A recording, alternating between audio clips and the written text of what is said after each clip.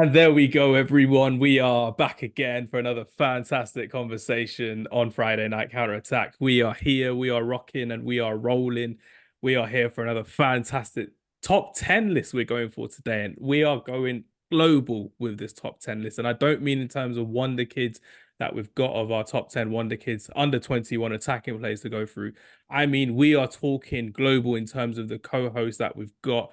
There are three people in three different time zones as well. Maybe a fourth one if he does join us from the Middle East. Hint, hint, wink, wink. But we are starting off in North America with the one and only Sara Pararia. Sara, it's good to have you once again on our conversation on this podcast because you've got some big talk to big up with some of your players that you got on this list. I've not seen your list or Leon's list as well, but I know you've got some big players that you want to talk about today. First of all, how are you? And second of all, are you ready for this topic of conversation? Because we've been waiting all season long for this topic. Yeah, no, it's such a good one. It's a good time to do it. Seasons are closing out. We have some winners of the leagues already. Look at these two wearing these jerseys. So no, it's a good time because we now didn't plan it. We didn't plan it at all.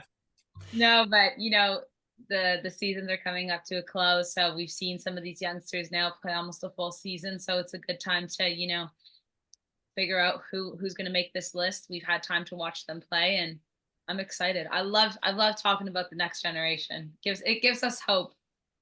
There's so much to enjoy about it as well. There's so much variety in terms of the type of players that are coming through as well. There's some amazing technical players, or some amazing players in the Premier League, in Ligue 1, in the Bundesliga, and someone who's been in a way a wonder kid in himself in the Bundesliga this season, live on DAZN as well, is our other special guest today. Actually, no, sorry, you're never going to be a special guest because you are a co-host. So our only special guest today is our special guest all the way from Germany on another time zone completely, the one and only Leon Karasch. Leon, it's good to have you back on, my friend. I hope I didn't ruin the pronunciation of your surname, and hopefully you've got a great list as well for us as well. How are you doing, my friend? I'm doing very good now that we're German champions, as you can see. In I'm very April as happy. well. It's crazy when you think about it. Yeah, I'm very happy that you're wearing that jersey, and the pronunciation was very good, better than my English. And I love lists. I actually did for DAZN a few weeks back a list, the best under 23 players right now. Oh, that's too easy. You can put Haaland, Vinicius Junior, Foden everyone. as well. Yeah, and now I love lists, so that wasn't a Did problem. you just copy and paste it? Yeah. Just copy and paste it. First three I copy and pasted. Yeah, the first three are the same. Not really a surprise, but you will see. No, that's all good. I'm looking forward to this one as well because it is an under 21 Wonder Kids list, and the term Wonder Kid gets thrown around so much in football, in society, in music, in so many different walks of life. But for football Wonder Kids, they have to be someone for me who shine above the rest, who can shine in dire situations, for someone who can actually showcase their talent in rather a great team, in a poor team, and someone who can build their way up in the football pyramid, I would say, because you get so many players nowadays who are young players, who are great players, but they're nowhere near a wonder kid level. So if I'm talking about someone like Jude Bellingham, who will start off with first of all, sorry, we will, but it's going to be someone who's actually been shining for club and for country as well. If I'm talking about someone, let's say Anthony Elanga, who's under the age of 21, who's absolutely fantastic for Nottingham Forest, he may not be making our list. So everyone who's listening, play along at home. Do send us your top 10 list as well. And if you want to comment zero ball knowledge to all of us and have some more racist and sexist comments to send us on social media, by all means, we're here for it. We love it. It helps our algorithm 100% as well. Don't worry, Leon. They're not going to be saying anything racist about you being our German guest as well. I'll protect you in the comments, which will be good fun indeed. But without further ado, sorry, it's been a crazy day with Arsenal fans commenting on our post today. But without further ado, top 10 Wonder Kids of the season, under 21 attacking players. And the format we're going, just so everyone is listening as well, we've done it on a previous podcast actually. We're not going to be talking about our 10, 9s, and 8s going forward. We're going to be talking about some of the best players, the biggest Wonder Kids under 21s in a proper way, mostly because it's easier to listen back and easier for me to edit it back, which is the main reason whatsoever. And then we'll talk about our top 10 list in final. Unless we want to change it at the end, we will put our top 10 list at the end, which will be good fun indeed. Without further ado, JB5, Sara, he did it again against your boys on the weekend. Crazy the talent that Jude Bellingham has in this Real Madrid side as well. I'm guessing that Jude Bellingham may make our list for all three of us. Would you think that's a sensible choice there, Sarah, for the 20-year-old I've Englishman? seen each other's lists. I've seen. I'm not allowed to look. I'm limiting myself. I don't. The lists. Of course, he's on all of the lists. But if you're gonna bring up the weekend's game, then we'll talk about another player who did score a goal, but it wasn't called. So yeah, of course, Jude Bellingham has to be there. What kind of player goes to, sorry to interrupt. Leon, do you have goal line technology in the Bundesliga? Of course. So we have it in the everyone has it, except for La Liga. Yeah. How can La Liga not have hated that reason? Oh, we don't want to pay the 3 million euros for it. Actually, I didn't know until last weekend that La Liga didn't have it. Same. What a crazy excuse. For Barcelona, I think against Betis earlier in the season as well, there was a goal that was called. It wasn't called a goal and it was over the line. Yeah, it's crazy. I don't really know what to tell you guys. One of the best leagues in the world.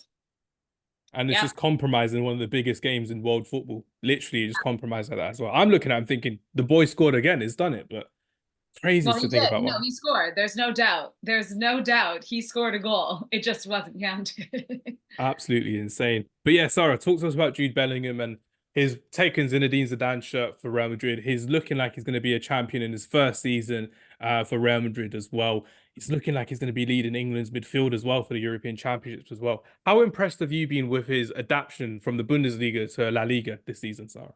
Yeah, I mean, that's what I was going to say earlier. Like, it's incredible to see a player go to a new side and fit in so seamlessly, as well as contribute so much to a team, not only in goals, but creation and the connection he has with Vinny, with Rodrigo, if Brahim Diaz is playing there. Like, he is so cemented into this side in his first season. 17 goals in La Liga, 4 assists, 4 goals in the UCL, 4 assists. Like, he's a generational talent. Like, I think when, you're talking about the next kind of, who's the next guy, who's the next best player in football, like, this person's name comes to mind. Absolutely. I know there's an Mbappe and there's a Haaland, but if you're asking me right now who I'd rather have on my team, Haaland or Jude Bellingham, I'm going Jude 10 out of 10 times. Mbappe, not yet, but the fact that he's even in that conversation just shows he's really a miraculous player. Like, he is like a generational kind of force, it seems. And we saw it at Dortmund. Now we're seeing it at Real Madrid. And like you mentioned, winning a trophy, likely winning 2 trophies. It's fantastic. Maybe 3 with the Euros as well. Yes, I will keep beating that drum of international success for England. It could happen.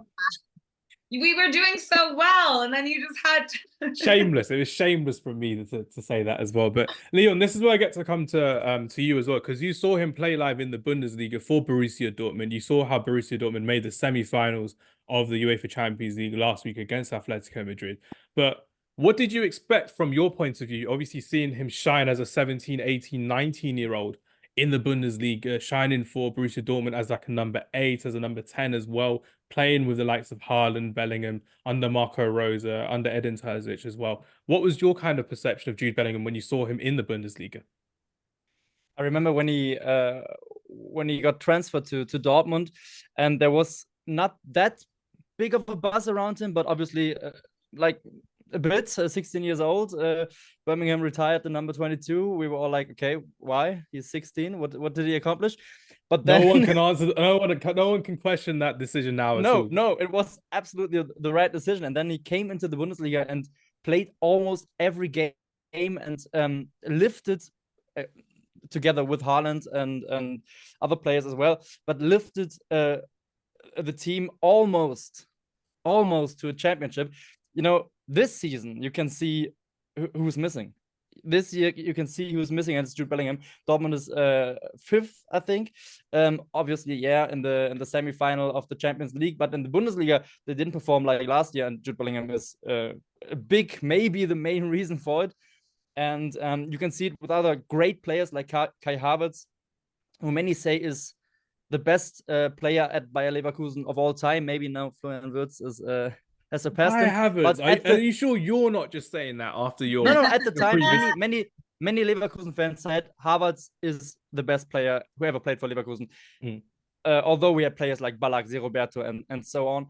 And you need to tell us about how you met Michael Ballack, by the way. I'm gonna park that for later on in the show. That's gonna be I can do that. I can do that for later. But Havertz had needed some time to get used to Chelsea and now Arsenal as well. Obviously, you know, he's in great form, but he had to took some time, and Bellingham he was just there. At Dortmund, okay, it's a semi-big club, but he lifted them up, and then at Madrid, everyone is saying, okay, and now he has to adjust a little bit. But he took Zidane's number 5 and just went with it, and scored goals and had assists and lifted the team up as well. A 20-year-old who comes to Real Madrid and does things like this is, like you said, Sarah, generational talent. If the term ever applied to something, then to Jude Bellingham. Yeah, that's a great way of putting it as well, and great analysis from the both of you as well. With Jude Bellingham, it's the fact that every week he just continues to surprise. Sarah and I were talking a couple of weeks ago about the first leg against Manchester City. We were reacting to it and thinking Bellingham might have had his first bad game for Real Madrid as well. And even in that second leg, he hung on, he pressed really well. He was looking to not really dictate play like he has done in that final third, but looking to maybe defend and be that extra midfielder to stop the passing lanes for Manchester City. So he understands the game so well for someone so young. In European football and in Spanish football as well. And the fact that he's done it in 2 different leagues already, playing for Borussia Dortmund and for Real Madrid at this moment in time, goes to show the levels that this boy has as well. And the final question that I've got to ask both of you as well, Sarah, I'm going to start with you as well. Is there any way Jude Bellingham can eclipse the legacy of Zinedine Zidane? Well, England's not gonna win a World Cup, so I guess there's your answer. Okay, that's where we're going. That's where we're going. Or a Euros for that matter as well with this time. I was right in front of me, just low hanging fruit. Come on. It was easy. You could spike it down if we're playing volleyball as well. But no, with Jude Bellingham as well. If he won a World Cup or a Euros, for me, that makes him one of the greatest English midfielders of all time. Maybe the greatest English midfielder of all time. I think it's hard though. I think, right, like sometimes we do this in football when we're analyzing it. Like he's 20. He's 20, I think, yeah. Like his career is just kind of really kicking off, and there's so much ahead of him that I think when we do these comparisons sometimes, like, we have no clue. Who knows what's going to happen? Maybe one day, absolutely, he could be better than Zidane. Who are we to say? I can't tell you what's going to happen in the next 10 years. But sometimes I think the comparison game it puts so much pressure on these players, and let's just see what they do. But the future, I will say, the future looks very bright for Jude Bellingham. It can only go up from here as well. Leon, let's hear your thoughts on the comparison with his former, not his former, but with the former number 5 for Real Madrid as well, Zinedine Zidane. I don't think Zidane's legacy will ever be eclipsed by anyone just because it's Zidane. But he will write his own legacy, I think, and I'm sure of it. If, God forbid, a injury won't stop him, he will be the player for Real Madrid for the next years alongside Vinny Jr. and Camavinga as well. So I can see him win a World Cup actually with England. England has a great team. I can see it, but yeah, it's still England. So it's always England. We're like the Spurs of the international teams as well. You can have the best teams, but we'll never win a trophy. But Leverkusen was the German Spurs, and we won a trophy as well. So now everything is possible. Maybe it's the year that we see. Not with that gaffer. That's the one thing holding you back. Yeah, it's true. That's right. There's no doubt that England's squad, maybe beside France's, is the best right now in the Euros. But Germany. This guy's not taking you there. Germany, as Leon just said as well, like Germany, we'll get there, which would be good. Now, I mean, if we had like a Jose Mourinho or Jurgen Klopp as a manager, someone who can manage big egos and big players and get them playing a better brand of football than what we've got under Gareth Southgate, then absolutely. But like we said, the linchpin in our team is Jude Bellingham, but the one anchor holding us back in reality is Gareth Southgate as our manager. That's what a lot of people have said, and that's what we can see. Even when I go to England games at Wembley, you're like, the quality we have, and we play such boring football as well. I'm a big fan of Trent Alexander-Arnold. I've said it previously as well. I love the guy, even though as a Liverpool player and I'm a Man United fan. But the fact that he barely gets an England game or he comes on for 5 minutes, 10 minutes as a sub really annoys me so much. He can play midfield, he can play as a right back. And with Jude Bellingham now, it's just about where his best position will be, because he's doing so well under Carlo Ancelotti at Real Madrid. He's doing so well as that false nine, playing between the two wingers as well. And what Gareth Southgate's doing is just copying Carlo Ancelotti. He's playing him as a number 10. But in reality, when we've got players like Foden, Maddison, who can play as a number 10, who are really good in that way, Bellingham can dictate the play a lot more as a number 8, in my opinion, as well. So that's a very big worry to see that Bellingham always going to be the guy who can run around and charge, but he can actually dictate a game really, really well. And we saw that at Borussia Dortmund for the last couple of years as well. But because he's in a different role at Real Madrid, Gareth Southgate and his team are thinking, you know what, yeah, we'll play him behind Harry Kane when we've got more creative players who can benefit to Jude Bellingham's advantage, which we saw at the World Cup in Qatar a couple of years ago as well. So yeah, that's our conversation on Jude Bellingham. Fairly straightforward, quite easy to break into this conversation. I'm sure we'll be having him higher up in our list as well, which should be great. And no, Sarah, I've not checked the list in the meantime, so I'm not spoiling it for myself as well. Sarah, suggest a player who you think all of us will have in our list, unless you've looked at all of our lists as well. Who do you want to talk about? We're going to Spain. Is it a Spanish wonderkid or someone from La Liga, Sarah? It's both. Oh, Lamine Yamal, the youngest kid that's also going to be in our list. 16 years old. isn't he Moroccan though? Playing for Spain. He's got that Moroccan heritage about him. That's all I'm saying. He could play for I both don't think nations. he's Moroccan, though, to be fair. I think he's African, but I don't think it's Moroccan. I'll Google it as we're talking as well. But it could be like a Brahim Diaz when it's like, oh yeah, today I'll decide to become a Moroccan It's international. Today I feel Spanish. Today I feel Moroccan. Yeah. And it's going to move over, which would be great. But no, obviously the floor is yours, Sarah, talking about Lamine Yamal, your boy who you've been hyping up all season, and all season has been proving you right as to why he's one of the best young players to come out of Spain in a long, long time. And I hope it's not one of those cases where we see someone like Pedri who came through and then he just gets barred with injuries again and again and again because he's overplayed so much in this Barcelona and in the Spanish team as well. And we saw at that Olympics as well after Euros, Pedri just looked like a ghost, and that meme is that forever that going to photo is notorious. Yeah. It's Moroccan and Equatorial Guinean. Oh, Equatorial Guinea. Mix. He could go anywhere. But listen, like I think all three of us picked him on our teams, and he's also going to be the youngest player on the team. Like we're talking about a 16-year-old. Like give Jude Bellingham his flowers, and that's all well and good, but this kid is not even fully grown. And he plays like he's been playing for like 5 or 6 years at the top level. He's Barcelona's most important player this season. Ahead of Andreas Christensen? Yeah, absolutely. Absolutely. No, it's incredible that you have a team that's relying on you at such a young age. The youngest player to ever debut in the Champions League, in La Liga, and score for Spain. Like it's this whole year he's been breaking records. And we saw that, we saw him at the club level, for Barca. Obviously it was there, but then when the international window came around, okay, let's see what you can do for the national team.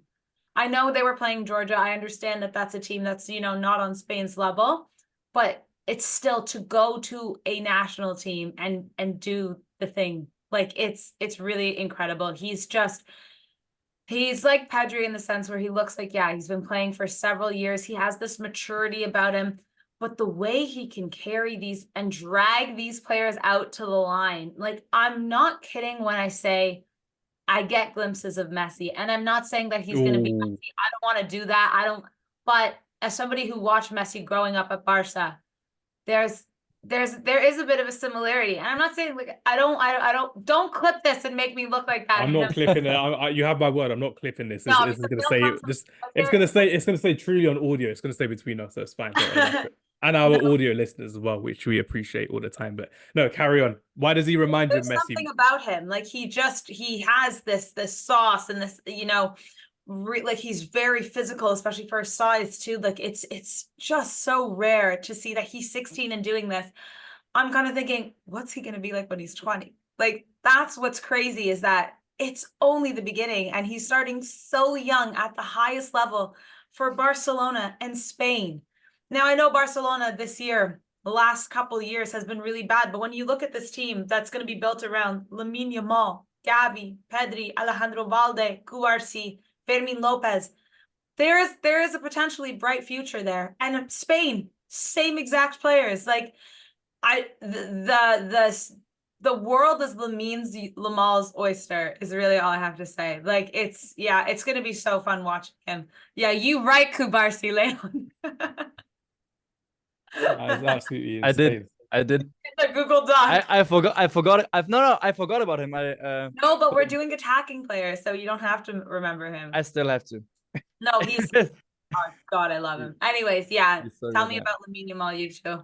Now, I was going to pass over to Leon because one word I can talk about Lamine Yamal, and best way for me to describe Lamine Yamal is commanding. For someone who's 16 years old to command the ball so much in a Champions League quarter-final, especially against the likes of PSG as well, in a tough atmosphere in that home, no, in that away game, actually, when they won, that was a really good performance. And that was a lot more defensive than what we've used to see in Barcelona as well. And it was great to see how commanding he was. But at the same time, I was complaining to you.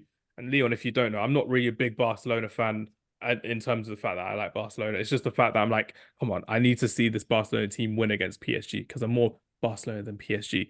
I was furious to see Lamine Yamal being subbed off when they were on 10 men. I wanted it to be Lewandowski, and I thought Lamine Yamal and Rafinha could have stretched the play for PSG. And I thought the commanding presence of Lamine for a 16-year-old winger to come through at Barcelona, I think it's outstanding. But from what you've seen of Lamine Yamal, Leon, talk to me. What's your most high, that's not a great way I can put it. Best way I can put it is, what's been your favorite qualities you've seen from Lamine Yamal? My favorite, the confidence. I think, like you said, he commands the ball so often. He doesn't play like a 16 years old.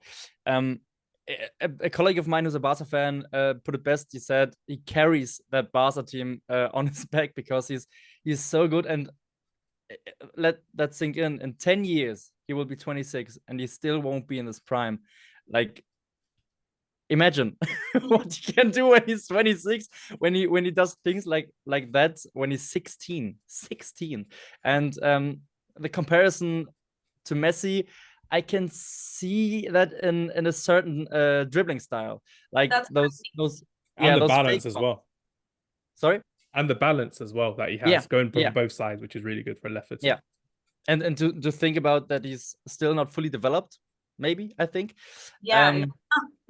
Yeah, it's crazy. My question to both of you as well, my final question on Lamine Yamal is, we've seen a lot of players burn out really early in terms of being wonder kids and not being able to fulfill their potential. None more so than Ansu Fati, in my opinion, who was going to be on that next level, being a wonder kid coming through at Barcelona. But now we're seeing him on the bench at Brighton and Hove Albion as well.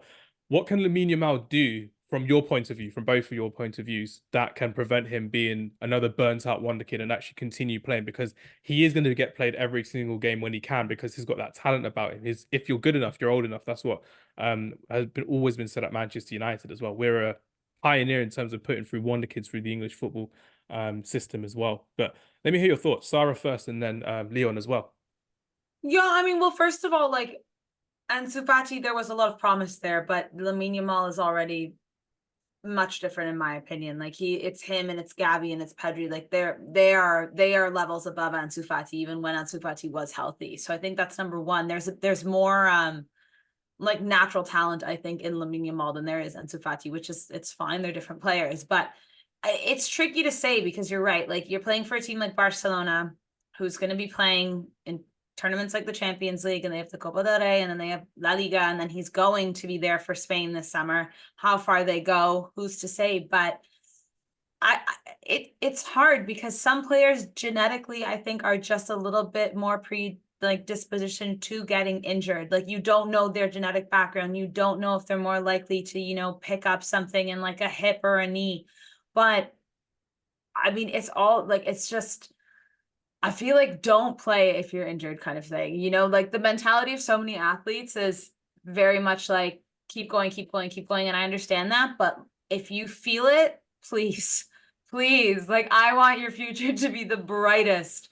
But it's hard, right? Like we're not in their position. Like what do we say to a player, how do you not play? Like make sure you don't get injured. We don't know what their day-to-day is. Exactly. I mean, Leon knew what Kai Havertz's day-to-day was like as well, growing up in Cologne. So going to school together. It's true. Leon was slide tackling Kai every now and then in the playground. He was like, "Yes, Kai, I know you got a game with the reserves later on, but it needs to be done." But Leon, just to add anything to what Sarah was saying as well, is there anything that can be done from players? I know we've got so much sports science now. We've got games every 3-4 days for some of these big teams as well. But is there anything from your point of view that I think can be done to help with the recovery and especially with the growth and the development of some of these young players as well? Especially when you're 16 years old, I think it's really hard to listen to yourself, because I remember when I was 16, I was playing Sunday League and I was hurt. What position did you play? Position. Yeah. Every position, I think. Ooh. Left wing back, on the 6, on number 8. So you're like a Philip Lahm then, in a way, play midfield defense as well. Ooh, no pressure. Way slower. And were you ambidextrous as well, double feet as well? Play off the left and the right foot. No, I'm pure left, pure left foot. Yeah, my right is Nice. just so I don't fall. The main thing for Yamal, as you said, do not get injured. You have to listen to your body. You have to listen to the experts as well.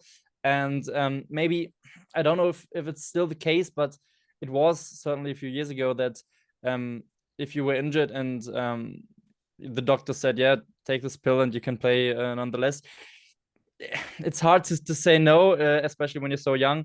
But yeah, the main thing is you have to listen to your body. You have to listen to the experts and do the basics as well. Hit the gym. Maybe not too much, so you don't lose that agility. But yeah, listen to your body, do the basics, and pray to not get injured. Yeah, I love it. What a great line as well. And what a great player to add to our list. And like Sarah said, without spoiling our list at the end as well, all of us have got Lamine Yamal in this as well, which is great fun. Leon, you're wearing a Bayer Leverkusen kit. You've watched your beloved Bayer Leverkusen win the league in April. Congratulations to Bayer Leverkusen and to all their fans who have been supporting us as well as their team, which is great to see as well. So I do appreciate it as well. By all means, there's only one Bayer Leverkusen player I want you to start off with. So the floor is yours. Sarah and I may take a 10-minute lap if you want to talk all about your favorite star boy from not just the Bayer Leverkusen, not just the champions of Germany, but maybe the star boy of Germany coming through into the summer as well. Let's hear it, Leon. Together with one other player. But yeah, he is Florian Wirtz. Of course, Florian Wirtz. Boy. He is the heart of the Invincibles of Bayer Leverkusen. 45 games. 45 games unbeaten. We predicted it. We predicted it earlier this season. You actually did, yeah. You actually did. I didn't believe you. Last game against Dortmund, 97th minute. But yeah, Florian Wirtz. Leverkusen is another team when he is on the pitch. You can see it when he plays when he doesn't play. And case in point is the 5-0 against Werder Bremen when they secured the championship. We secured the championship.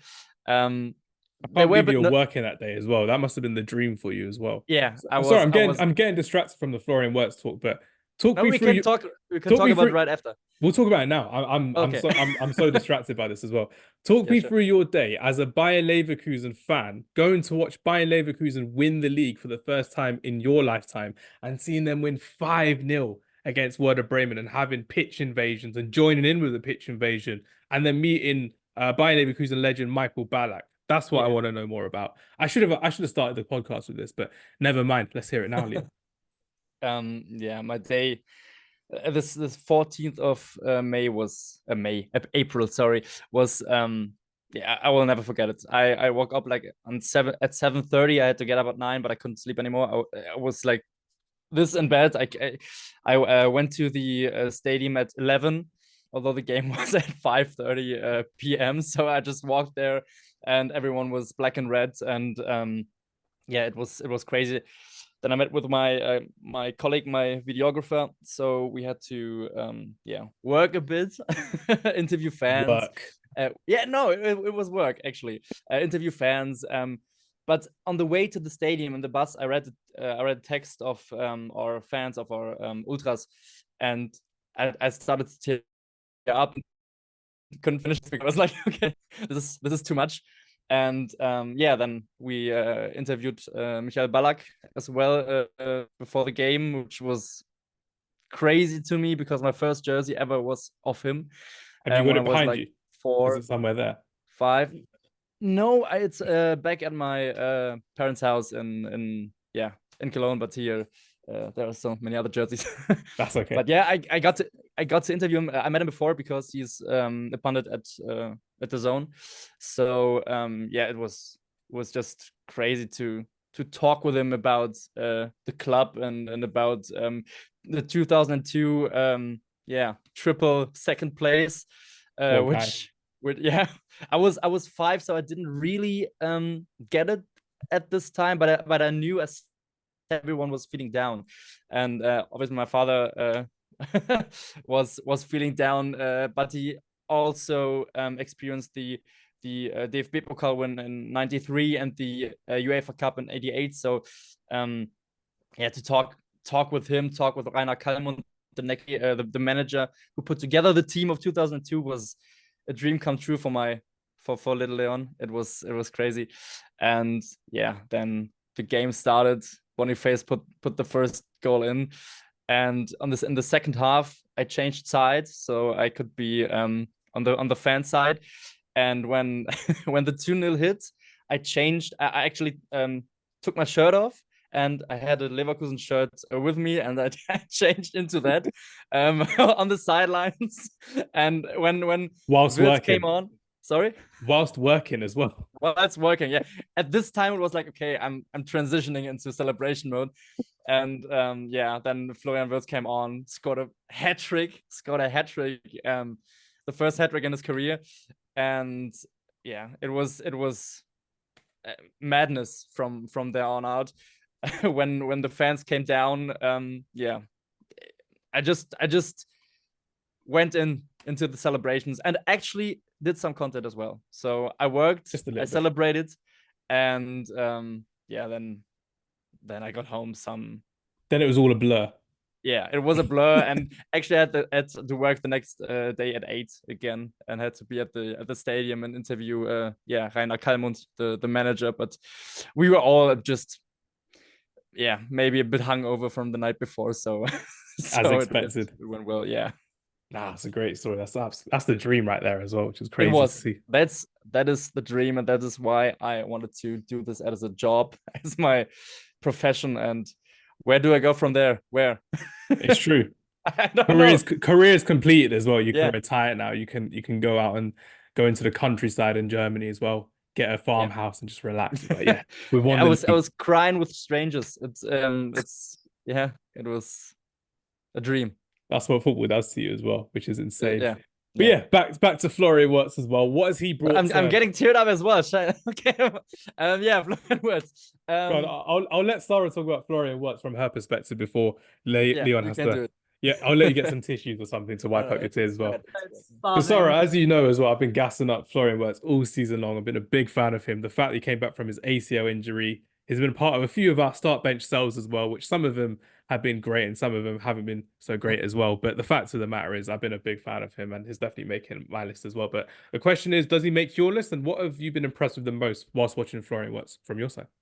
Yes, of course, he made my list as well. I think what you just said, coming back from that injury, a lot of the times we see players, especially with such major injuries, they come back and either it takes them a long time to kind of get back into their best form, or the injury kind of returns slowly and they can't, like, it takes them actually like several seasons to become 100% again.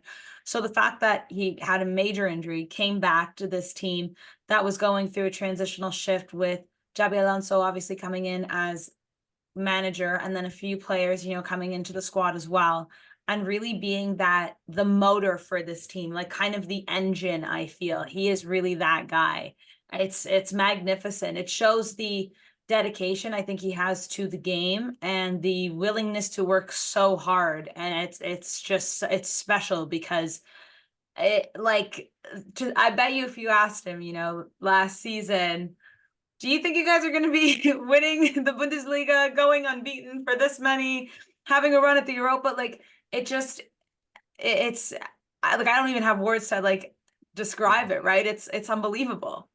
I think your analogy is good, but I think I can do one better. I think with Granit Xhaka and Palacios, they're the engine. And for me, Florian Wirtz is the nitrous. He's the nitrous of the team as well. He just brings such a a unique perspective to this Bayer Leverkusen side. Nos? He's Nos. He is Nos. Florian Wirtz is Nos as well. It's like we're in Fast and Furious again. Yes, I am bringing the references back as well. But he's just a firecracker of a footballer as well. And the goals that he scored. I mean, not even just a hat trick against Werder Bremen, but the tricks and the flair that he has as well in an era of football where we don't see much of that as well. And we need to see more maestros in the midfield. We need to see more, like we're saying today, more wonder kids who are shining across. And it's been great to see Florian Wirtz come back from his ACL injury, getting back into the German national side. And for someone who's still so young as well, who had a lot of promise coming through the side, Leon will tell us as well once his finished drying his tears, which is great. Yeah. Coming into the side as the youngest ever player in the Bundesliga, and I think one of the youngest ever scorers in the Bundesliga. Correct me if I'm wrong, Leon, when he first jumped onto the scene in the Bundesliga. Yeah, when he first dropped onto the scene, he was 17, I think, just turned 17. In the winter break, came from Cologne, and he played the first game against Werder Bremen. And from the start, 17, nobody knew who he was, but Peter Bosz, then coach of Leverkusen, played him from the start, and everyone was like, "Who's this? Who's this?" And then he did like 2 great scenes in the first 5 minutes, and I was like, he's good. He's very good. And then he's got the first goal of his career against Bayern Munich, against Manuel Neuer in a 1-4 defeat, I think, but it was a great goal. And then everyone was like, okay, he's really good, maybe. And after his ACL return, I think we weren't quite sure if he would come back the way he left us, because it's always critical if a young player has such a big injury so early on. And he didn't rush things. He came back when he was supposed to, and then he was just the brain, the mind of Leverkusen. And I said it before, if he is on, it's a different team. It's a different game. The way he sneaks through the lines, it's I'm lost for words too. It's a joy to watch. So, and the only thing I was able to criticize about him the last few months was at national team level, he didn't do it. But then he scored after 7 seconds, and he did do it alongside Jamal Musiala, of course. And it's the little moments as well. Against Leipzig in the second game, we didn't read well, and he was so frustrated. And you can see Xabi Alonso going to him and just telling him something, and nobody knows what it was. And in the second half, he just took the ball and went through 5 defenders and did it on his own. And those are the moments I think you can see the ball and just runs with it. Xabi Alonso not many players can do this. Xabi Alonso basically said you have to stand on business to Florian Wirtz. It's like, you're going to be here and you're going to be the main man for my team. So you're going to stand on business for me.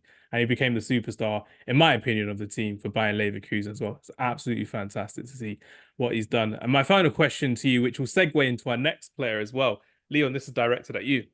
How excited are you to see Florian Wirtz and Jamal Musiala start in this Germany national side? And yes, our next player talking about is Jamal Musiala. So that's a nice segue into our next Wonder Kid to watch.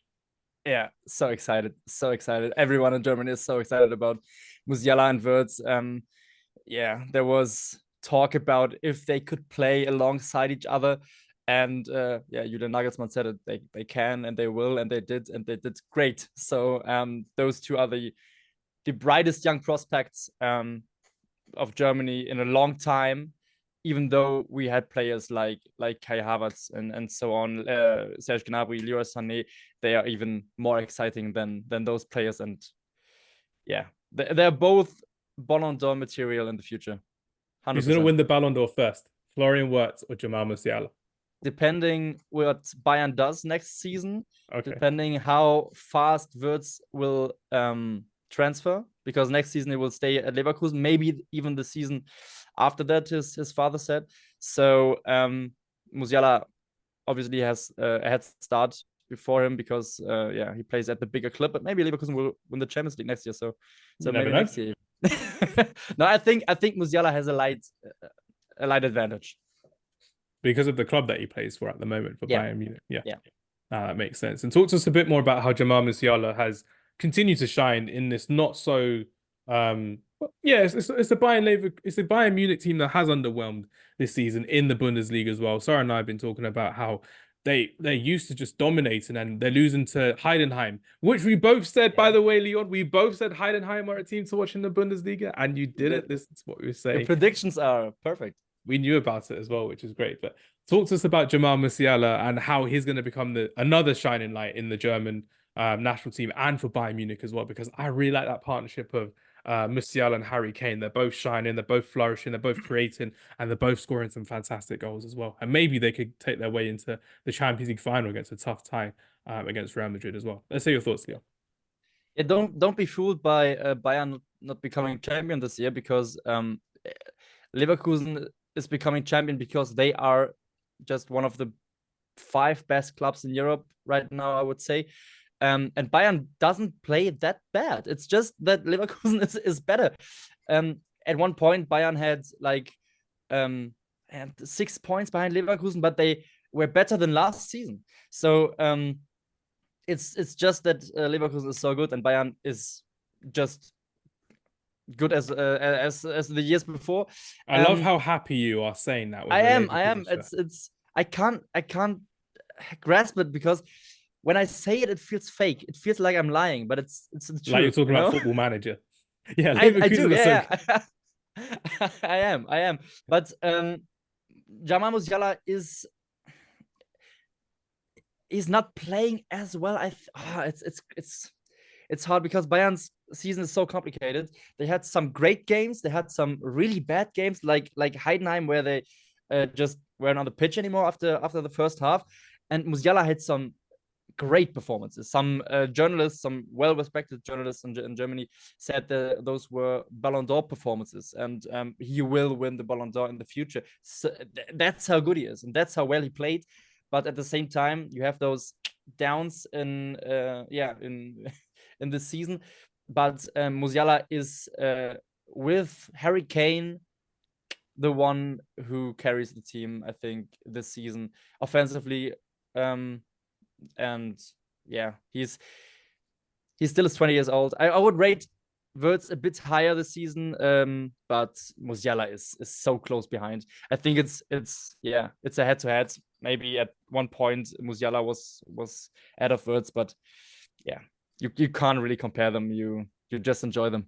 No, that's fair enough. Because Sarah and I have been speaking about Wirtz and Musiala all season long, and we've been talking about how Musiala has a fantastic potential about him. He's playing amazing football so far, and again came into the Bundesliga so young, like his good friend Jude Bellingham from back in their England days when Musiala was representing England. But the one topic you spoke about, Sarah, as well, which has rang true all season long, is the fact that his teammates, his wingers on the side, they're not reliable to start every single game. The likes of Serge Gnabry, Kingsley Coman, Leroy Sané. You don't know who's going to be starting every single week in the Bundesliga for Musiala and Kane to rely upon, bringing the speed, the pace, and the aggression, in a way, the nos to the side in the Bayern Munich side as well. But what's your thoughts on Jamal Musiala as well, Sarah? And do you think he has Ballon d'Or quality about him, the way that you've seen him play this season?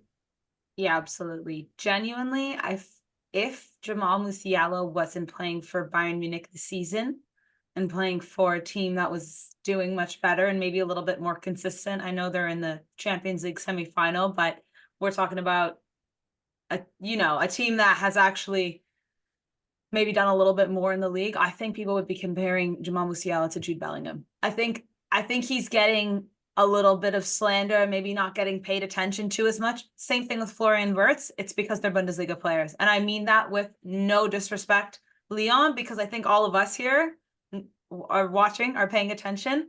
But you must think that there is more attention given to La Liga and Premier League, of course.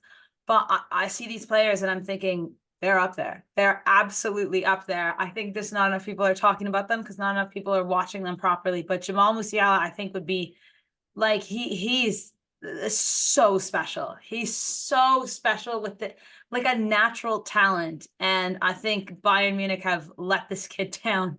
And poor Harry Kane. Everything like Bayern Munich has done this season has gone either through him or Harry Kane. That's it. Yeah, he's the man for special moments.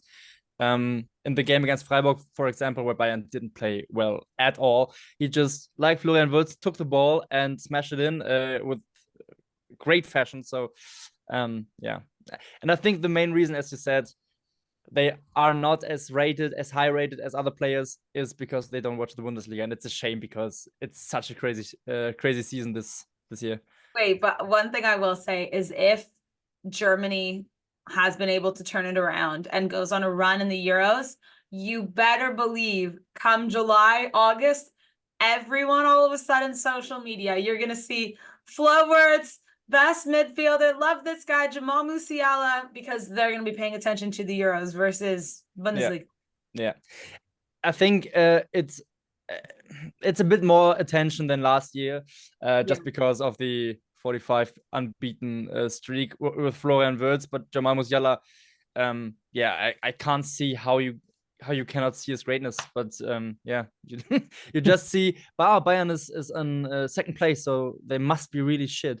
So it's they are not looking at the points. They're not looking at other teams who have played just the best season of all time. Maybe if Leverkusen wins every game, they will surpass Pep Guardiola's Bayern season with points. I think 92 points. So that should show you what a special season this is, and that Bayern is playing well, but there is a better team.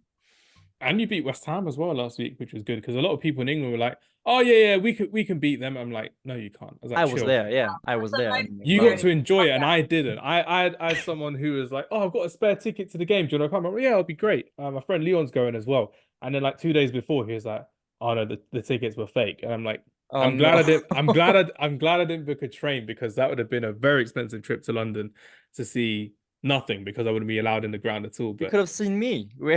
I was there until Sunday, so we could have. That's true. You made me feel bad. Now I didn't know you were there till Sunday. I could have met you on the Friday, to be fair, as well. But I don't know. Maybe I have to meet up in Cologne or something over the summer as well. That could be my way of making up for it as well, which would be good fun as well. I'll take you for a German doner kebab in Germany, which is I don't know why I said German doner kebab in Germany. It's because there's a restaurant called German doner kebab in England as well, but it doesn't taste anything like German. I should stop talking about food. It's not Ramadan anymore. Anyway. It's originated in Berlin, actually. Yeah, that was it. When I went to Berlin, I got to try the authentic place as well, which was good. It ruined my diet, but it was a good place to go as well, which is nice. But yeah, another Bundesliga player we are going to be talking about. I believe we've got him all on our list as well. We've done a start bench cell for this one as well, so I'm not going to do another start bench cell unless one of you guys bring up another one as well. My final question to Leon is, from what you've seen this season, who's a better player from what you've seen? You've seen Florian Wirtz, you've seen Jamal Musiala, and I'm obviously going to go to RB Leipzig, and I want to ask you about Xavi Simons, our Dutch maestro who can play anywhere in the attacking final third, in my opinion. I don't see how he doesn't play as much for the Netherlands as he has already. I think he's a special player. If you're watching some of the players nowadays and you're looking at how kids want to learn from young players coming up, I think you should watch Xavi Simons, the way he controls the ball, he looks after the ball.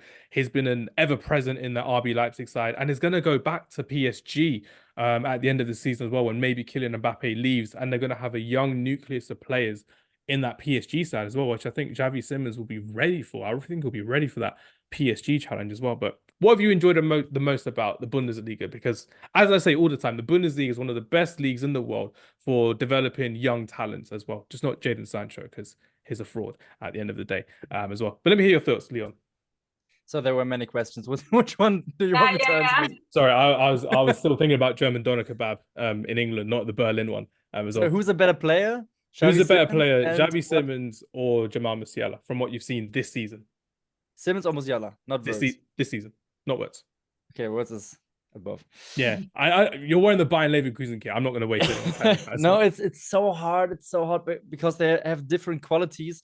When I ask a few players before the season which was the best technical player in the Bundesliga, most said Florian Wirtz, and even Bayern players, and like Thomas Müller, like Leroy Sané, and I asked Sané, not Jamal Musiala. I thought you would say Musiala, and he was like, nah, he's not there yet.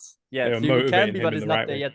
So technical, I think Simons is ahead of Musiala, but in terms of those big match moment, big game deciding moments, I think Musiala is ahead, and that's why I have to put him in front. But Xavi Simons, I got to watch him live, and my mouth was open in astonishment the whole game. Every time he got the ball, he did something special, and he puts up great numbers as well. But he just is a joy to watch. He is playing the beautiful game, and Musiala is doing this as well. But I think with Simons, it looks just a bit better, you know? Aesthetically pleasing, it definitely does Yeah. when you're watching him play. And it's not because of his hair as well, which is the main thing. At the same time, not the main thing, but it's a thing. Yeah, it's a good thing. It's part of the image of being a footballer. And sorry, Xavi Simons, of course, is named after the Barcelona manager Xavi, and has been shining ever since, coming through the Barcelona academy as well, which is fantastic for a young Dutch player as well. But I'm not going to ask you what you've liked most about Xavi Simons, because I want to know, how far do you think Xavi Simons could go? We've talked about Jamal Musiala potentially winning the Ballon d'Or, Jude Bellingham being one of the showman of football for the next 10 years as well, and being the one to watch in world football. How far do you think Xavi Simons can go? Because is that a less quality team than Real Madrid and Bayern Munich respectively? Where do you think Xavi Simons can go within his career? Yeah, I mean, the natural talent is there, the technical ability is there, but it's the career moves that he's going to make that's, I think, going to determine it. You mentioned going back to PSG. Okay, yeah, maybe finally PSG will take this turn, this much needed turn, that, you know, they're a serious side that can actually compete in Europe, because until this season, they've gone the distance and they fall short. So will this finally be a time where, now that Mbappe is actually gone, this can be more of a team versus kind of a team built around one player? I'm curious to see that. And like you mentioned, a really young team as well. So like a team kind of growing together. But I don't know what the situation is with the Dutch side. I know Van Gaal being the coach there, I mean, he's a knob. Ronald Koeman. No, but Van Gaal was the coach during the World Cup, right? And yeah. Was on the bench the whole time. Didn't play. Yeah. They favored Cody Gakpo over Xavi Simons, which is odd. That's what I have to say to Louis Van Gaal. What a knobhead. So disrespectful. The man came back from cancer to coach in the World Cup as well. I don't like him at all. He is a terrible coach. You're benching Riquelme, now you're benching Xavi Simons. It's not been well for you. Listen, I don't think he's not a good manager in my opinion, but you have a player like that. Former manager of Barcelona as well. That's the craziest thing. He's done Bayern Munich, Barcelona. He's done Man United as well. He's done the Netherlands team twice. Had a great career. And he's always Bayern Munich to the Champions League final. Yeah, 2010.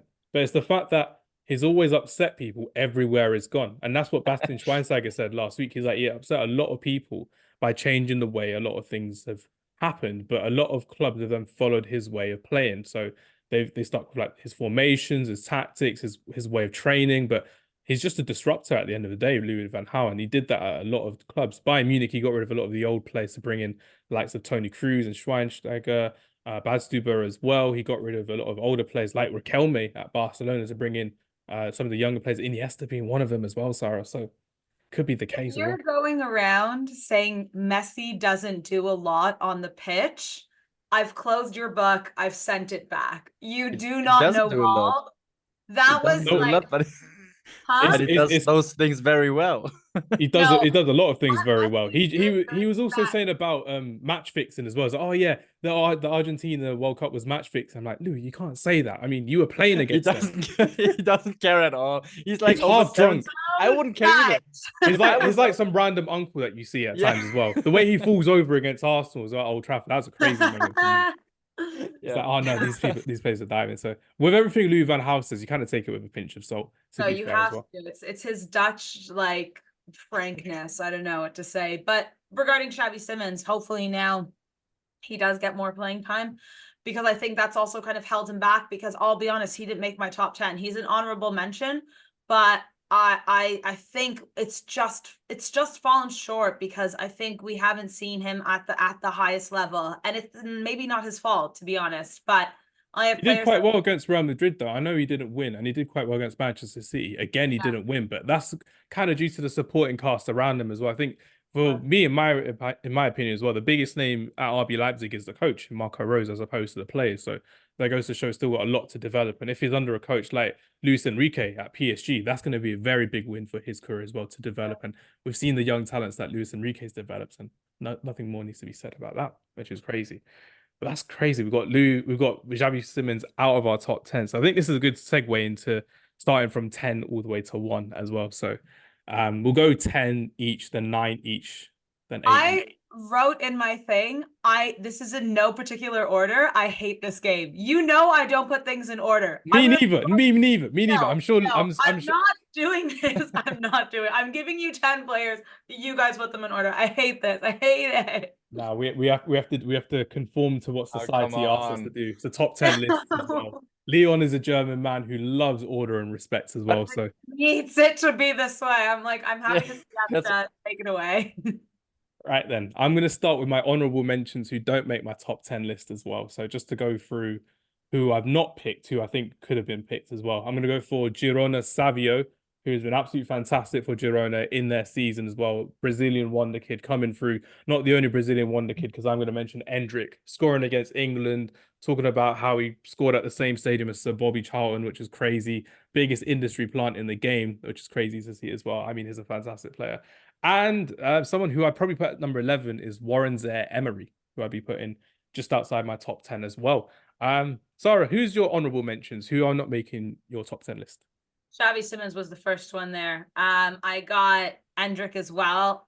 Kobbie Mainoo. I'm really I know what's happening. Yeah, I'm really excited to see what happens with him. I think it's a bit like Do you think it's too early for him from your point of view? Yeah, it is a bit like it is, but he looks like this could England's England season this summer at the Euros. Like it could be huge for him. Let's see. By the way, when you get to our defensive top 10 list, if I have Paul Gabarsi out of it, I'm going to say, oh yeah, it's too early for him as well because he started later than Kobbie Mainoo as well.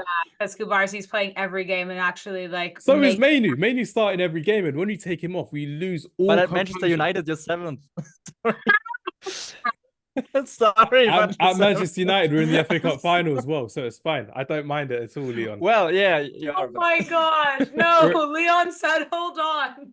Leon said, "Leon can say that now because the team finally won a trophy after how many years." I go from supporter now. You can say everything you want. It's fine. Crazy. You've gone through your entire life of not winning a trophy, so by all means enjoy it as much as you want. Plus, it's great content as well. Yeah. But yeah, Kobbie Mainoo didn't make your list as well. Sorry, who else didn't make your list? But he's I've loved watching him. Fermin Lopez for Barca as well, another one. Rodrigo Riquelme, Atletico Madrid, has been amazing. And one more I'd like to say, I have a bunch, but I'll just say this one. Echeverri, River Plate, Argentinian, going to Manchester City.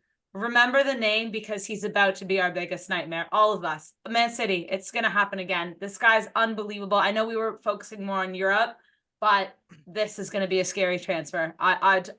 It's going to be tough. It's going to be long. Nah, fair enough. Leon, any honourable mentions from you who don't make your top 10 list? There's so many, but yeah, I have to contain myself. Nico Williams from Athletic Bilbao. He won the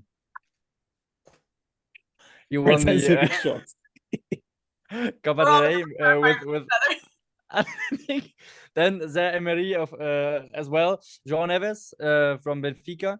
I would actually like to see him at Bayern at the on the central midfield because. Oh, okay. Now you win a league, so you want all these good players to go to Bayern Munich. Now I see how it is. So we can harvest them after they harvest. Harvest. You can develop. Nah, that's crazy. Nah, I'm just kidding. I would actually like to see him there because yeah, he's a great player. And one player who's maybe has to play a few more games. Kenan Yildiz of Juventus, who played in the Turkish national team, scored against Germany. Huge talent. Didn't play as much, but I think next season, the least he will explode. This summer, at least, as well. Sarah and I were talking about Yildiz in the international break as well as one to watch during the Euros. So that could be a dark horse in terms of wonder kid of the tournament for the Euros as well. So great shout there as well, which is Just also a shout to Leon's best friend Kai Havertz doing an absolute dance on Chelsea at the moment. 2 goals in 10 minutes there, less than. your boy Kai is absolutely. I told you he will perform eventually. You did. Yeah. You did. I agree with you on that one as well, which is fantastic as well. So without further ado, Leon, let me hear your top 10 list from we'll go from 10 to 5, to be fair. 10 to 5. 10 to 5. Okay, so no. Okay. Yeah. I was struggling with the number 10 because I got Jeremy Doku from Man City. At one point of the season, I think a few weeks back, he was the best dribbler in the whole of the Premier League, which is crazy. Hard. That's not hard. You can see how the Premier League is lacking dribblers these days. You're looking at some of the talents that they had, let alone 5 years ago. One of Sara's favorite players, Alexis Sanchez, was one of the best dribblers we ever saw in the Premier League. Eden Hazard was there 5 years ago.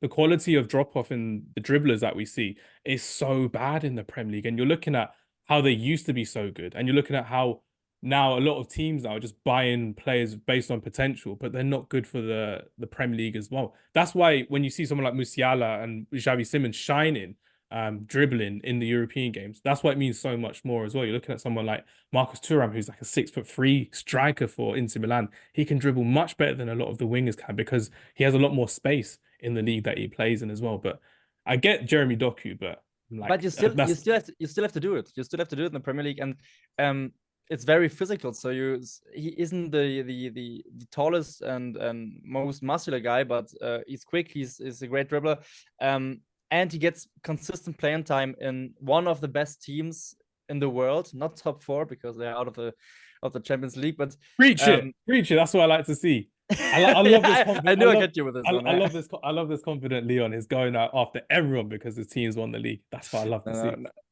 I'm just happy City's out because I wanted Real Madrid to continue, because I wanted to be at the Bernabeu when they play Bayern. So is that confirmed? Are you going next week or week after? Not confirmed, but hopefully pretty likely. Good man. That's what I like to see. Yeah. So yeah, Doku at my 10. And number 9, Sarah, you will like this one. I think Pedri. I think he would be higher on that list, but he was injured quite a lot, and now he's back, and you can see, just like with Florian Wirtz, when he's on the pitch, it's a different game. He has an immediate impact on the team. His passes, his overall presence in midfield. It's crazy. I hope he will remain injury-free now. So is he 20 years old still, Pedri, by the way? 21. Yeah, I think so. Yeah, that's fine. Because it just feels like it's been around forever. That's the thing with Pedri. Right? Looks it. In 4 years, he's aged in 4 years as well. In 4 years, we're going to talk about Lamine Yamal, and we're like, he's 20. He's just 20 years old. It's crazy. Number 8, Premier League star Cole Palmer. His numbers are even more impressive if you think about where Chelsea stands in the Premier League. He didn't make my list. He didn't make my list at all. Crazy. That's crazy. Yeah, man. All of a sudden, Holland gets 20 goals. Everyone's freaking out. Cole Palmer is doing the dance, and he doesn't make your list. Yeah, Cole Palmer on scoring level with Erling Haaland at a Chelsea team. So but remember, Cole Palmer is just scoring penalties, and the fact I know. The fact is, Pochettino is playing through Cole Palmer at this moment in time. There's no other finisher in this team, and you saw in the FA Cup. If assisting you, you're scoring those goals. I don't want to hear that. Playing for Manchester City. No. Manchester City is a tap-in. Raheem Sterling scored 20 goals at Manchester City consistently because he had that style of play to play with under Pep Guardiola as well. But with Cole Palmer as well, it's the fact that everything goes through him. You're seeing people argue on the touchline about how good Cole Palmer is. And fair enough, he's a fantastic player. But for me, I'm just looking at him thinking there's so much more that this team can do. But yeah. I'm really excited for your list, actually, too. I'm intrigued. It's gonna be fun. It's gonna be fun. But I think there will be a few Manchester United players on it. Just a few. But yeah, the thing is, why I put him at 8, even though he's the joint top scorer. At 7, maybe a shout, but Mathys Tel. He doesn't play as much as he should because he's a player, as I talked about it before, who makes a difference. Again, the Freiburg game, Bayern Munich didn't play well. The first one who made an impact, Jamal Musiala. The second one who made an impact right when he came in, Mathys Tel. At one point, he had the best scoring record in the Bundesliga, just from minutes played and goals scored. Also, And that's not quite hard either when you think about it, because he can just be coming off for 15 minutes as a sub, and they're already 2-0 up as well. And it's happened a few times this season. He scored important goals as well, and scored the winner against Manchester United as well in the Champions against League. Big clubs, like I said, yeah. And the Bayern fans love him. He's 18 years old, and they love him. They want him to stay. And my girlfriend's coming in the room. Did he sign a new contract as well? Sorry, he signed a new contract as well, and the players rate him very highly. I interviewed a few players at the start of the season, and Alphonso Davies told me, "Watch out for Mathys Tel. Watch out for him. He will score goals." And I think next season even more he will play a big role at Bayern Munich, just because he's that good. He's so versatile as well. He can play on the wings. He can play up front. He can play maybe even behind Harry Kane. So or alongside him. So I like him very much.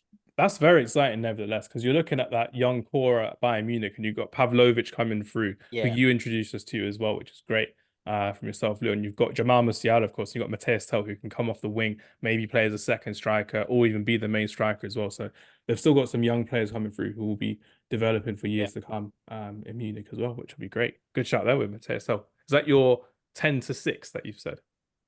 10-7. 10-7. My 6 is Xavi Simons. Like I said, he's a joy to watch. It doesn't happen that watch a player in love with him immediately. It happened with Haaland. When I watched him live, he was just this presence, and it happened with Xavi Simons. The first time he got the ball, he got me. It's just a joy to watch. He's playing the beautiful game. And you want my number 5 as well, or just? That's fine from 6, which would be good. So 10-6, okay. We'll do on top 5 in a bit. Sarah, what's your 10-6? I've given you some time to put it in a certain order, so by all means, fire away. Where are you going with this one? Well, you'll like this one because I'll start at number 10 with Alejandro Garnacho. Not because he plays for Manchester United. You don't have to say that at all. Come on now, just appreciate the greatness that he is. You've been coming this episode. You've been coming for us. No, he has proven to be a fiery little winger over there, and he is showing that he has so much in him. And even though you look at United this season, one of their bright lights is Garnacho, and regardless everything that's happening there, especially as a young player, for him to still be putting on these performances, it's really tough, because you can imagine mentally maybe you're not in the right state, especially at that young age, but he's still doing it. And he's a fantastic player to watch. Got his debut for Argentina just last month as well, which is fantastic at the senior level. So I think there's a lot to look forward to in Garnacho, and I hope he just turns that little attitude of his around. I don't think he has an attitude. We've been speaking about this all season, Leon. Do you think there's a difference between confidence and arrogance from what you see in a young footballer? Yeah, for sure. Let's see your thoughts. Arrogance is Anthony. When when winning the penalty shootout, and he goes like, oh, yeah, but the Coventry players did that to the fans as well in the stadium. But it's Coventry. I'm sorry, you. No, it's not even that. It's you were up 3 goals, and then Coventry scored 3 on you, and then you have 4. You were just lucky to. Yeah. Sorry, the offside. It was still free. It was still free. Yeah. That's the thing. No, like, but you have. You're shameless. Arrogance is Anthony, because Garnacho got subbed off for Anthony, and Anthony should have played through Dalot to make it 4-1 and end the game. Yeah, but he didn't. So don't worry, Anthony's not on any of my list of top 10s or anything. No. It's more or less a swear word on this podcast. We don't mention him at all, so I'll bleep this whole bit out. Spotify, don't demonetize us for this week as well, which would be great. But that's what I understand about confidence and arrogance. But do you see Garnacho as an arrogant player or a confident player? What do you see, Leon? More like confident. I like his I like celebrations in general, but I like his celebrations. And yeah, maybe I haven't seen as much of him because I don't watch the Premier League as often. But the games I saw, and the times I saw him, he didn't come across as arrogant. Maybe he is, but I don't think so. maybe, which is all good. But yeah, Alejandro Garnacho makes it into Sara's top 10. Who have you got at number 9, Sara? I got somebody for Travis over here, Jamal Musiala. What a player he is. I really wanted to give him a shout because I also think he's quite overlooked sometimes. And again, this might be a player that because of his club he's playing for, people aren't paying as much attention to him.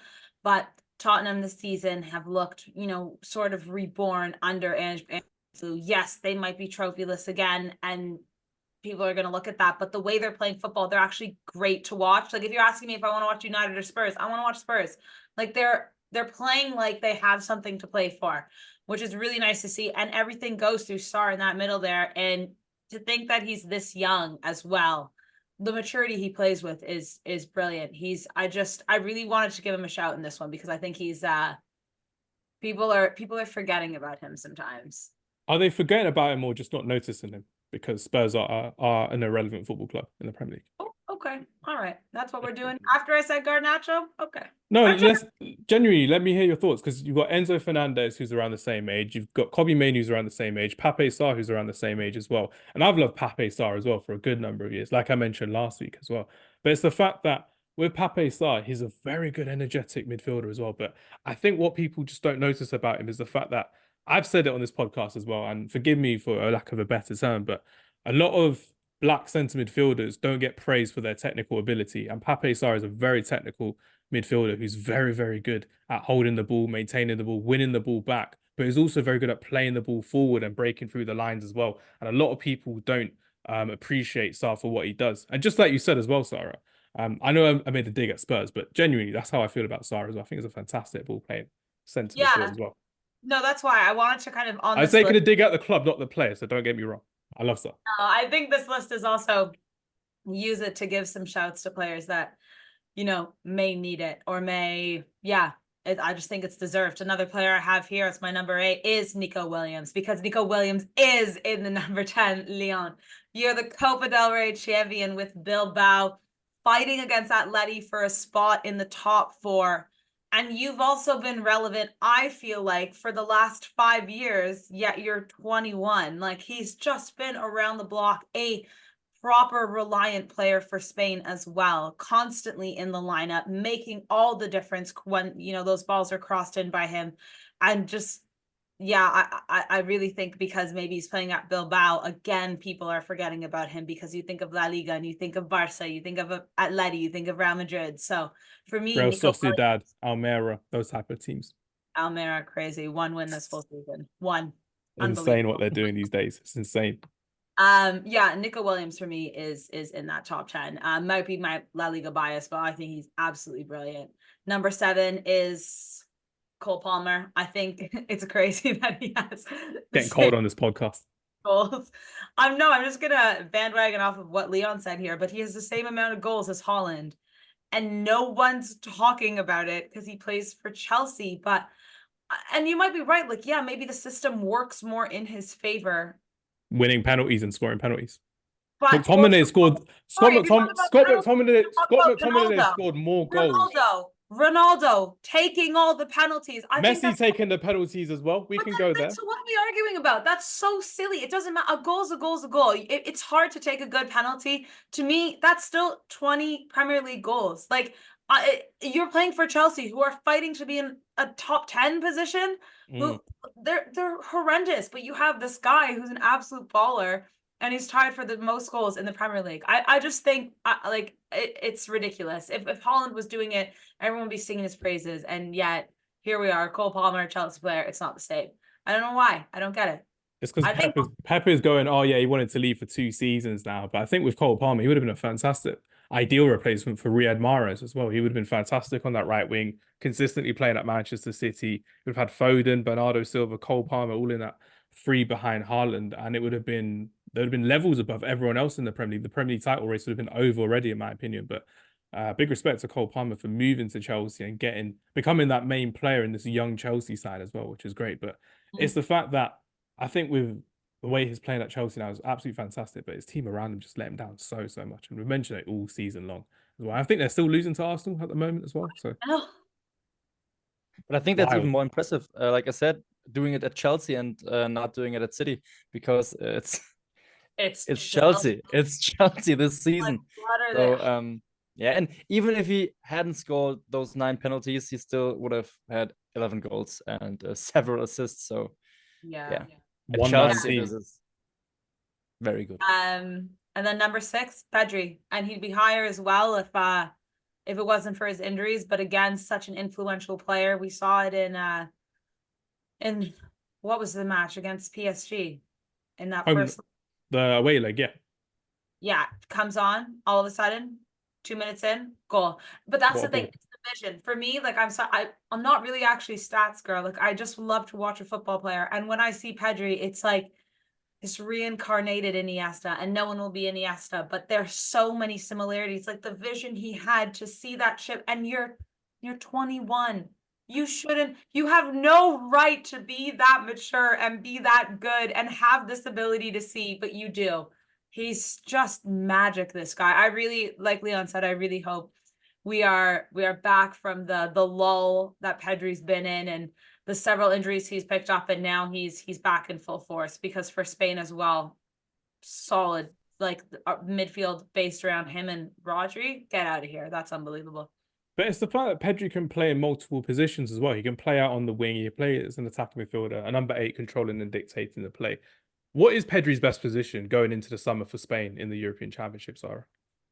Well, because of Rodri in the middle, you're gonna probably have to put him on the left and the on the left side of Rodri, I think. And ideally, then you have Xavi on the right. Ideally, if he comes back from his injury, which yeah, he's not back. He's in my top 5 actually. No way, Gavi's not in your top 5 for being injured. Are you joking? Seriously. Do you remember the beginning of the season when Pedri was injured, and then Xavi said, "Hold this, I got this." Xavi is, for me, like he held it down while Pedri was gone, and I think Pedri's only just coming back now, whereas Xavi had a bit of the beginning of the season where he had like 2 months of just being disgusting. Xavi and Pedri for me are just the best. They're just the best ones. Okay, there's no bias there. Definitely no bias there at all, which is crazy. Even with Xavi, like if we can go through the Alejandro Garnacho argument of being confident and arrogant, I still go down the road of him being arrogant as well, which is the case. But my question to you, Sara, is who has the biggest ceiling in terms of potential, Pedri or Xavi? I think Pedri, because he has, like I said, a bit more maturity about him. I think with Xavi, he's more like, he has more of the grinta, like he's going to die for the badge, but that might be, it could get him in trouble because he goes through anyone. I've never seen a player that's, that with that stature and that physique that has never been scared of, like never not been scared of anyone. He would look at Virgil van Dijk and be like, no problem, I'll go through him. So you never watched Paul Scholes play football then? I'm saying for his stature, Gavi's smaller than Paul Scholes. They're around the same height, I'd say. I don't know. He's like quite like, he's a bit smaller too because he's young. Gavi's like 18. Again, another Scholes, yeah. Fully developed yet, right? So, I mean, it's just like he has this nerve about him that is just unbelievable. But with Pedri, there's a bit more calmness, and I think that could get him further. No, that's fair enough. Leon, how about you from what you've seen from Pedri and Xavi? Gabri, yeah. Yeah. What's more to add than when the expert is talking? That makes it 3 out of 3 then. Pedri's my boy. That's all I'm saying.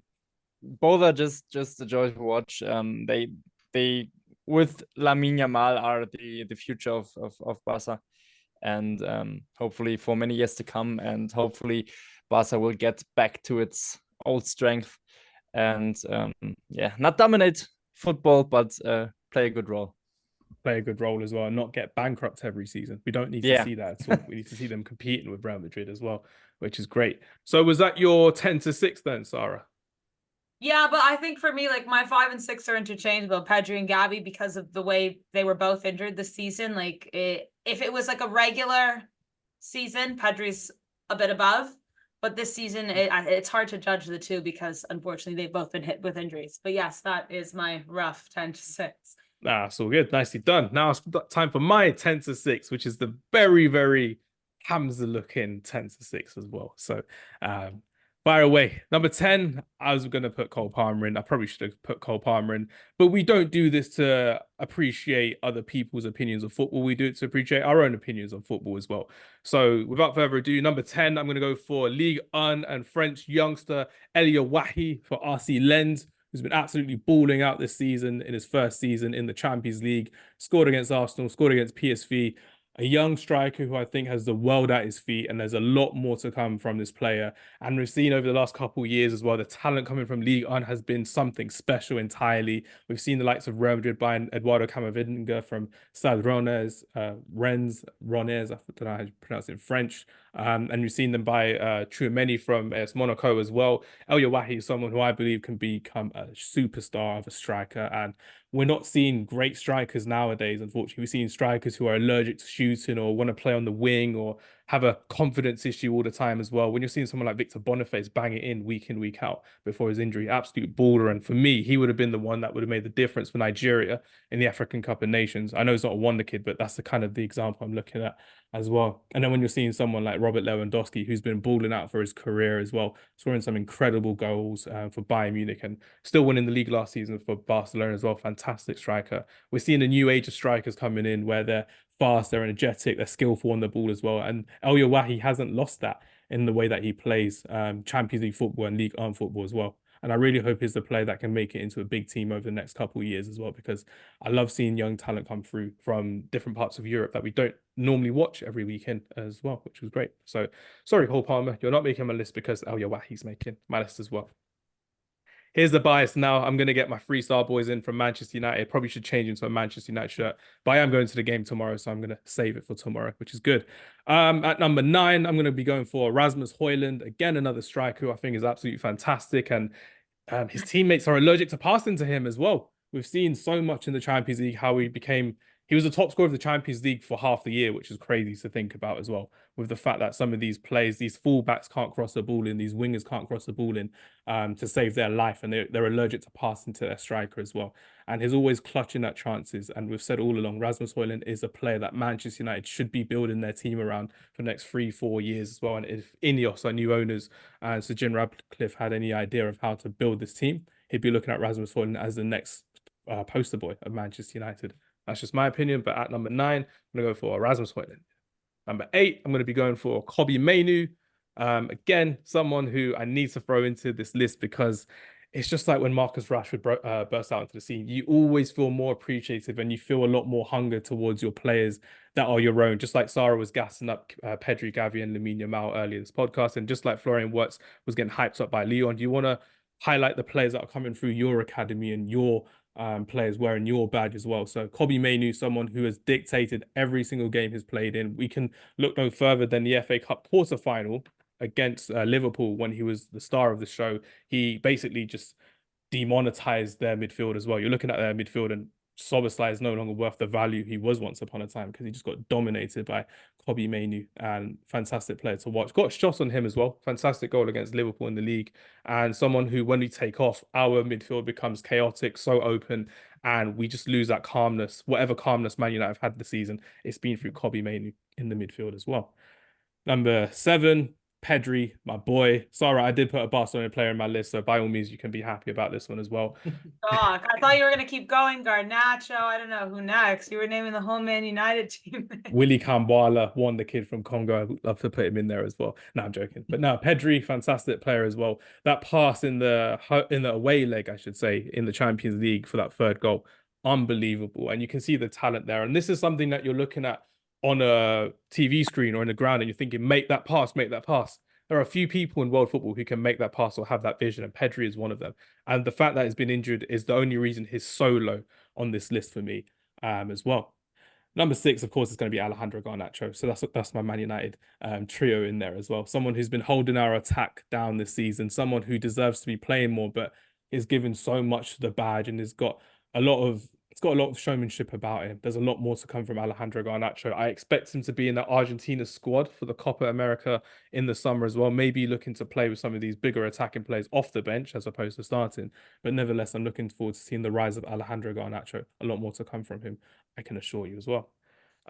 But yeah, El Yawahi, Kobbie Mainoo, Rasmus Højlund, Pedri, and Alejandro Garnacho make up my 10-6 as well. Sarah, Leon, any reactions from them before we get into our top 5? Leon.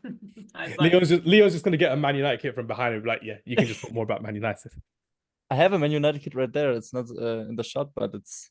Ooh, which one do we got? David Beckham 98, I think. My boy, I love you. I love you even more as well, which is great. DB7. I have a few more, but I don't know where they are. Yeah, very Man United-y. They were never making the top. They were never making the top 5. I'm not that biased. I need to give them the appreciation they deserve. Top 10, I'll be honest with you. They've been our best 3 players of the season when you think about it. Yeah, but your best 3. We're talking about the top 10 in the world. Top 10 in the world. I don't mind it. Because you're looking at the potential that all 3 of them have as well. Rasmus Højlund will be playing with a very dangerous Danish side in the summer for the European Championships. Kobbie Mainoo with a much better side around him for England in the Euros.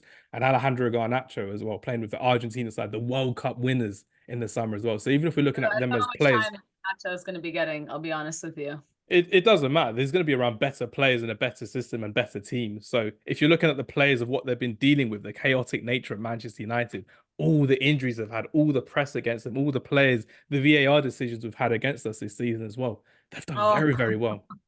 Don't worry. Don't worry. I know you want to talk about VAR as well after what happened on the weekend, but we'll move on from there. But any other thoughts? I mean, it's definitely offside from Coventry. His toenail was offside, which was insane. But yeah, Leon, any other further thoughts on El? Yeah, I'm very intrigued to what your top 5 are, because there are many players I would have put there, and yeah, I'm excited for your top 5. That's fine. Sarah, any reactions from you before we get into our top 5s? You've had my reaction. I'm gonna put something on Instagram. I'm gonna take it to the people. Oh God, here we go. Maybe I should clip this up as well. We'll have more hate comments as well, which will be fun. Or what I'll do is I'll get it edited of our top 10 list and get it posted, which will be fun indeed. Zero ball knowledge again will happen, which will be fun.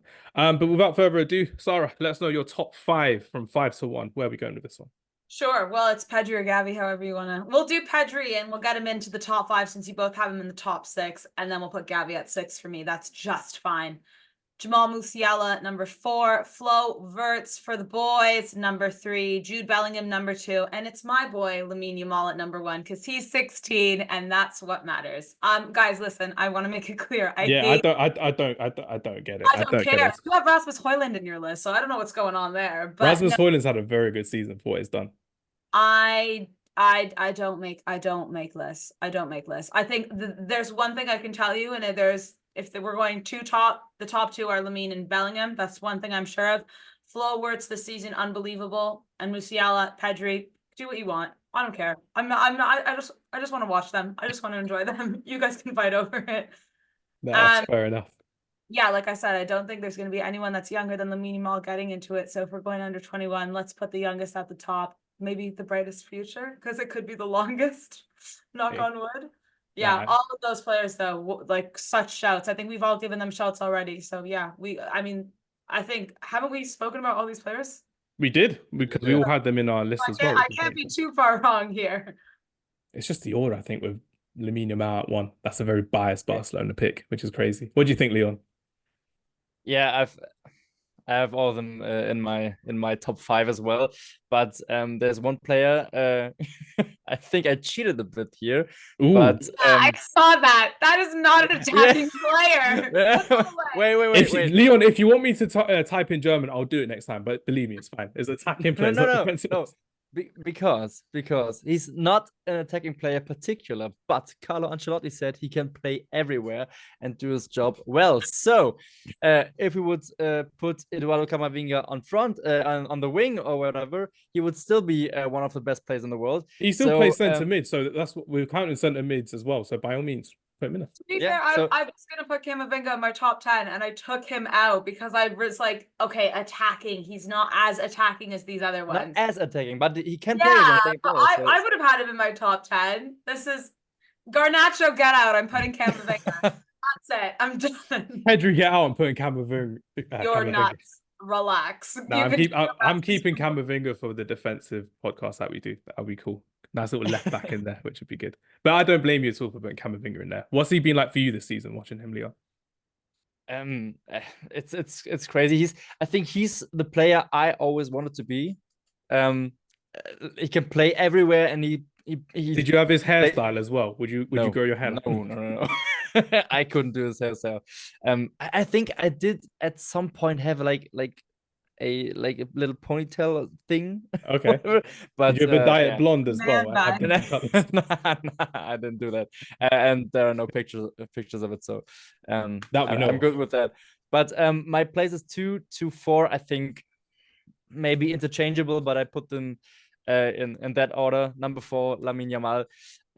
We talked about him enough, I think, but that he's 16 is not the best argument to put him at 1, because it's about not who's the youngest, but who's the best right now. And I think there are 3 people above him, which is not much, but at 16 years old, it's crazy what he's doing. Number 3, Jamal Musiala. We talked about him as well. I think just because Bayern is flying a bit under the radar here, Musiala tries to carry this team, does a good job, I think, and in the national team as well. Number 2, Florian Wirtz, of course. I have to put him there. Not following your heart. Not 1, no, because I think my number 1 is currently the best player in the world, Jude Bellingham. I don't think there's not you on Sunday League, no. Not you at left wing back. No. I wasn't good at all. Yeah, I don't think there's any player better than Jude Bellingham right now. Or is there? Did I miss anyone? Andreas Christensen. Maybe. But yeah, Jude Bellingham for me, number 1 in any list, I think. Nah, that's all good. My top 5, I've gone for 5, I've gone for Lamine Yamal. Number 4, I've gone for Xavi Simons. Number 3, I've gone for Jamal Musiala. Number 2, I've gone for Florian Wirtz. And number 1, I've gone for Jude Bellingham. Which is good. There's no English bias here as well. So just so everyone's listening, the Englishman on this podcast is not going for all English players as well, which should be good. But it's top 10 lists are very, very difficult, and we don't do them often as well. So the fact that Sarah and I were like, oh yeah, it's a very difficult conversation to have, but I think we've done very, very well.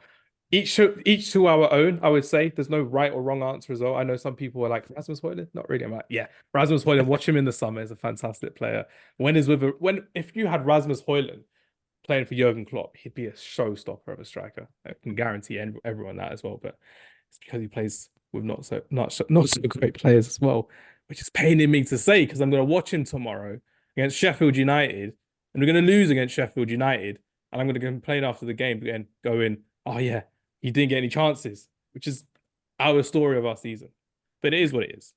Right, just to round it off for everyone to listen again, top 10 list, back to front. 10 for me, El Yawahi. Number 9, Kobbie Mainoo. Number 8, Rasmus Højlund. Number 7, Pedri. Number 6, Alejandro Garnacho. Number 5, Lamine Yamal. Number 4, Xavi Simons. Number 3, Jamal Musiala. Number 2, Florian Wirtz. And number 1, Jude Bellingham, for top 10 attacking players of the season under 21s. Sarah, just read off your top 10 list again, please. You can do it in no particular order if you want to as well. No particular order. Ale Garnacho, Sar, Nico Williams, Cole Palmer, Gavi, Pedri, Musiala, Flo Wirtz, Bellingham, and Lamine Yamal. Do what you want with it. No particular order as well, which is great. We actually got the top 4 all the same. Yeah. So mine's 3. Mine's 3 or 4. I just put Simons over Yamal in that one. Oh yeah, you did. Yeah. You did. I can see that though. Yeah, it was just good. Go ahead, Leon. Where are we going with your one? Top 10. Top 10. Jeremy Doku, Pedri, Cole Palmer, Mathys Tel, Xavi Simons, Eduardo Camavinga, Lamine Yamal, Jamal Musiala, Flo Wirtz, and Jude Bellingham. And that concludes top 10 Wonder Kids. And that concludes the top 10 attacking Wonder Kids of the season under 21s, which is great. Oh, what a podcast this has been. So many laughs, so many thrills, so many spills. So much debate as well, which is crazy as well. And questionable fashion choices as well. From myself, I should say, being laundry day. Not questionable at all. That's good. I got the seal of approval there from Leon, which is great.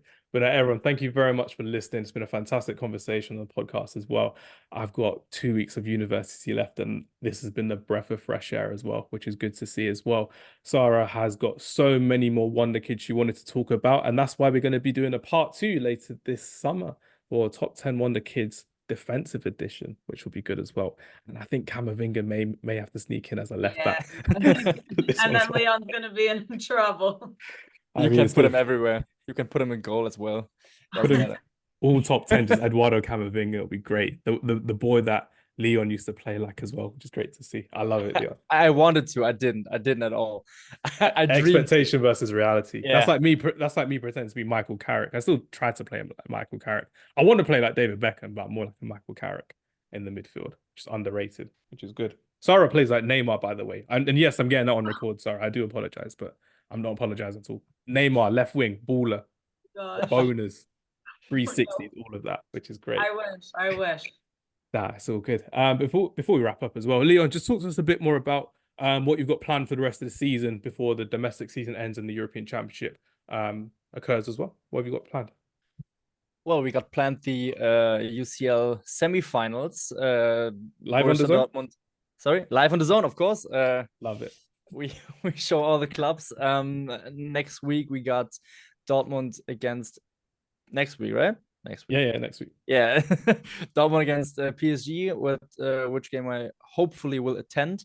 After that, Bayern Munich at Real Madrid and Santiago Bernabeu, which I hopefully will attend as well. So yeah, then we got the Champions League final as well, which I will back in London be attending. Yeah, in Wembley. And personally, I hope we get to the Europa League finals so I can be in Dublin.